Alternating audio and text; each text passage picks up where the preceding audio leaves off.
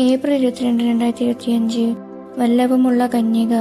ജൂലിയാനോവയുടെ സമീപം ഒരു ദിവസം ഉച്ചയോടടുത്ത് ബെർട്ടോലിനോ എന്ന പേരുള്ള ഭക്തനായ ഒരു കൃഷിക്കാരൻ വിറക് ശേഖരിച്ചതിനു ശേഷം ഒരു ചെറിയ കുന്നിലുള്ള ഒലിവുമരത്തിന്റെ അടിയിൽ വിശ്രമിക്കാനിരുന്നു. അവിടെ നിന്നും എഴുന്നേൽക്കാൻ തുടങ്ങുമ്പോൾ അയാൾ ശിഖരങ്ങളുടെ ഇടയിൽ നിന്നും ഒരു പ്രകാശം കണ്ടു. അതിന്റെ നടുക്കായി പരിശുദ്ധ കന്യകാമറിയവും കാണപ്പെട്ടു.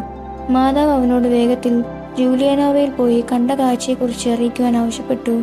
മാതാവിനായി ഒരു ആരാധനാലയം പണിയുവാനും അവളുടെ ആദരവിനായി പ്രദക്ഷിണം നടത്തുവാനും പുരോഹിതനോട് പറയുവാൻ ആവശ്യപ്പെട്ടു.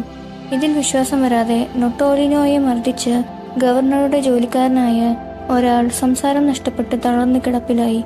ഗവർണർ മാതാവിൽ വിശ്വസിച്ച് പുരോഹിതനും ജനങ്ങളെയും കൂട്ടി ദർശനമുണ്ടായ സ്ഥലത്തേക്ക് പ്രദക്ഷിണം നടത്തി. ഒരു മരത്തിന്റെ അടിയിൽ മാതാവ് നിൽക്കുന്നത് അവരെല്ലാവരും കണ്ടു. അവിടെ ഒരു അരുവി ഉടലെടുത്തു.